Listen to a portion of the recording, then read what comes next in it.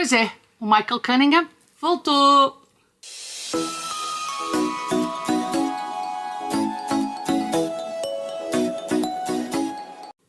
Olá, eu hoje estou aqui para te falar de Dia do Michael Cunningham.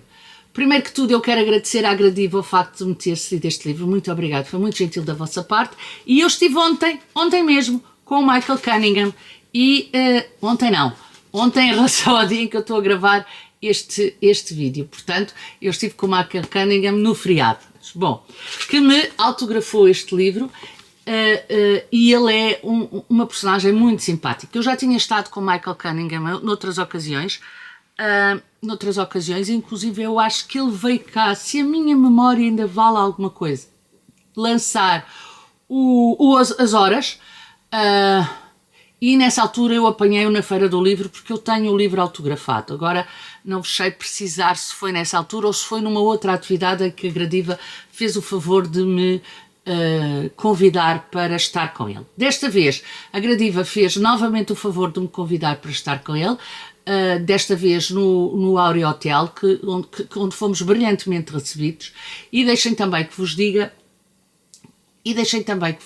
que ele é uma simpatia, é uma pessoa muito descontraída, muito simples, alguém que é brilhante, e teve um gesto que eu não posso deixar de falar aqui no início da conversa, que foi reconhecer o papel importante do tradutor numa obra, quando nós passamos de uma obra escrita em inglês para uma obra escrita em português. A conversa que ele teve foi moderada pela sua tradutora, a Sara, deixem-me ver, porque a Sara Veiga, exatamente, a Sara Veiga, e ele começou a conversa por realçar a importância da tradutora na forma como consegue não só traduzir do português para o inglês, sendo línguas distintas e, portanto, não podendo ser uma tradução em si assim à linha, digamos assim, mas também, e isso é muito importante, a importância que a tradutora tem no sentido de descobrir a sua voz e descobrir a sua identidade. E uma coisa que o Michael Cunningham falou e que eu achei brilhante, que foi a musicalidade das palavras. E realmente é verdade, as palavras têm música, e este livro tem muita.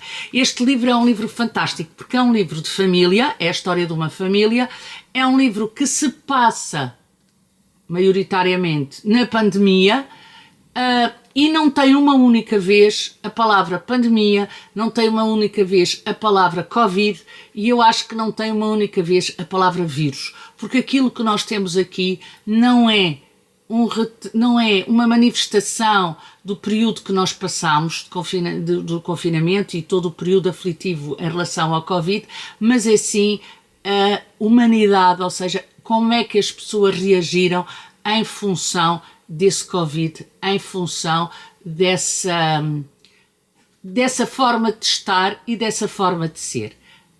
Eu achei brilhante a maneira como o Michael Cunningham nos diz: nós vivemos esta época, vivemos este momento, mas não nos podemos centrar no Covid, não nos podemos centrar na doença, não nos podemos centrar nos vírus, não nos podemos centrar nas próprias vacinas.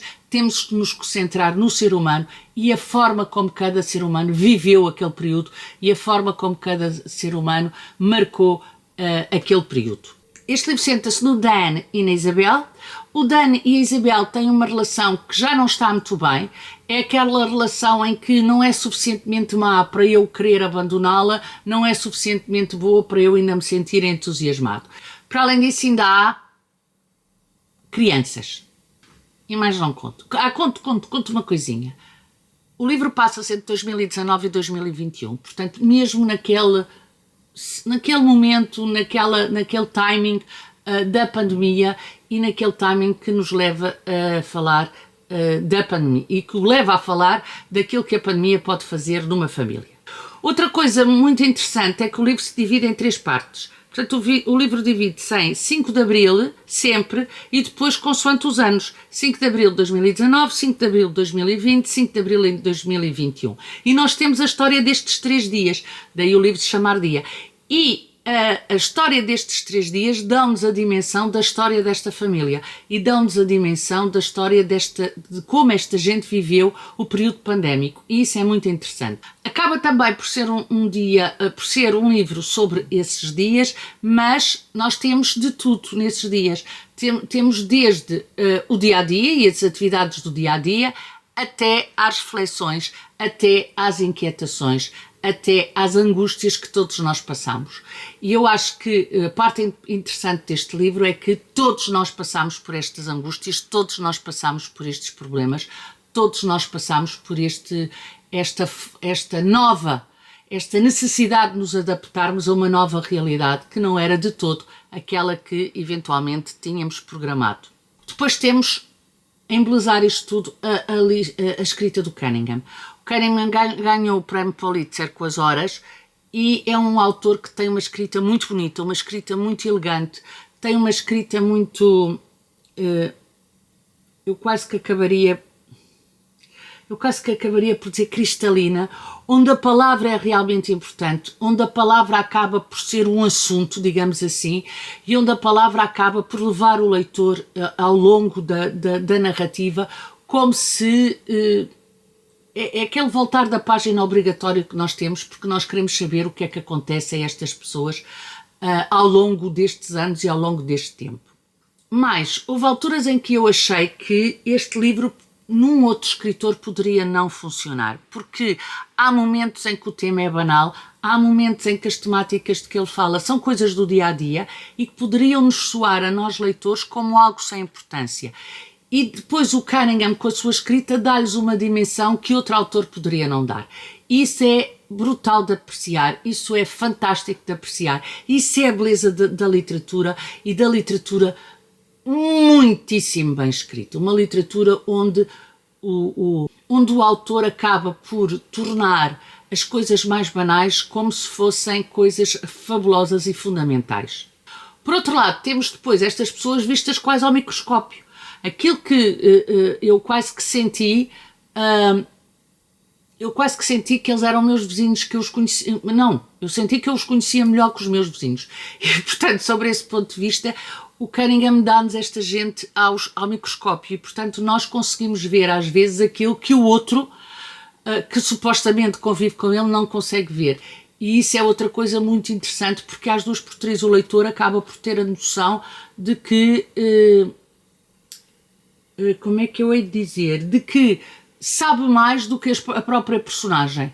Ou por outra, sabe mais do que a outra personagem com quem aquela personagem convive. Assim é que é. E, portanto, sobre esse ponto de vista, o livro ainda se torna maior, ainda se torna mais interessante.